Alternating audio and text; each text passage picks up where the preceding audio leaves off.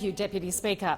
Well, how about we think about being sensible, being compassionate and actually treating people like people. Earlier this week, on Suicide Prevention Day, research highlighted the underlying influences or triggers for suicide. Suicide Prevention Australia, the national peak body, released its Turning Point report, and that report reinforces that people don't need to have a chronic mental illness to be suicidal, and they specifically state, and I quote, "We know that long periods of increased financial pressure, such as unemployment, can result in decreased self-esteem and anxiety about the future and have severe consequences for suicidal behaviour." They go on to say this is reflected by the finding that unemployed males are 4.6 times more likely to suicide than employed males. Now, why would I speak of this today? Well, only a few weeks ago, a constituent was in touch with my office, letting us know of the near suicide of a person to whom the idea of a Centrelink debt was a simply overwhelming trigger. When you subsist on Centrelink payments, especially when it's unemployment benefits, your economic situation is bleak and unrelenting. Now, that person, thank goodness, received support, but we can't be blind to the real human effects of the brutality of the government's approach to real or fake Centrelink debts.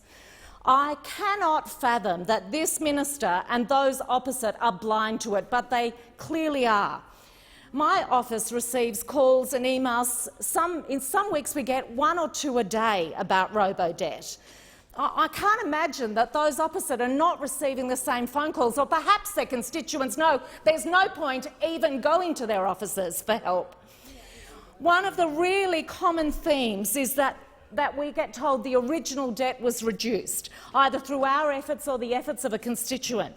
One gentleman from Springwood advised me that he'd had notification of an alleged debt which was slashed following a few pertinent questions by him during a 20-minute phone call. Now, you have to ask why, when some people find they have to produce documents that might be 5 or 7 years old, that others have an almost immediate alleviation of the debt.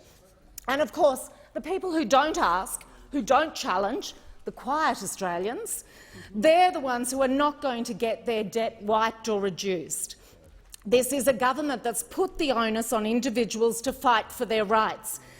You know, the expectation, the reasonable expectation that government will empower its departments to protect the rights of individuals has been thrown out the window. This government's approach breaks down trust between individuals and government, and it leaves only the noisy people, the people who still have fight left in them, to be treated fairly. The reality is that the department knows and the government knows that the robo-debt matching is crude. The approach that they use of smashing together tax office data and human services data appears to have absolutely no human oversight until after letters alleging the debt are received.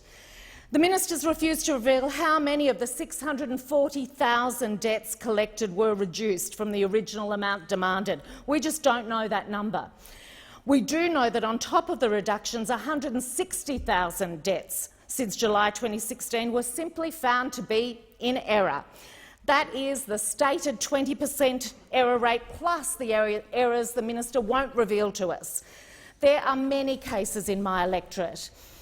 One woman received a Centrelink debt and her earnings had been incorrectly calculated, and it was only after someone looked at it that it took hours and hours of her time to have it rectified, and there was no debt liable, but she lost days off work. Another woman was transitioning from New Start to a disability pension. She was told she had an $8,000 debt as she went through that process, and that debt has also been cleared. So here are people who should not have gone through the stress that they did. We also had a gentleman who provided proof of income to Centrelink, and it was reviewed and there was found to be nothing wrong in the end. But again, he says to me, I worked for 2 different employers, I kept my receipts, but even then this was a stressful process. He said, I'm not so worried for myself, but I didn't want a debt collector at my door. I really worry about what this will do to other people who don't have the wherewithal to fight. your constituents, the Australians who have these Member, alleged will deaths, resume should a not seat. have to